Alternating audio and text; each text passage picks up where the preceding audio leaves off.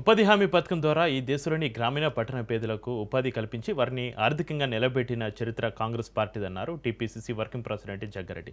సమాచార హక్కు చట్టాన్ని తెచ్చి దేశ ప్రజలకు ప్రతి ప్రభుత్వ వ్యవస్థ జవాబుదారీగా ఉండేలా ప్రతి సమాచారాన్ని ప్రజల ముందు ఉంచిన పార్టీ కాంగ్రెస్ అన్నారు.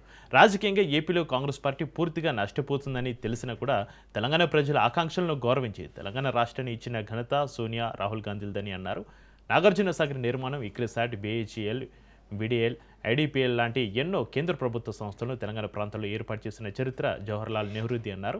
ఈ దేశంలోని యువతీ యువకులకు 18 ఏళ్లకే ఓటు హక్కు కల్పించి వారి ఎదుగుదలకు అవకాశం కల్పించింది ఆనాటి ప్రధాని రాజీవ్ గాంధీ, కాంగ్రెస్ పార్టీ అన్నారు.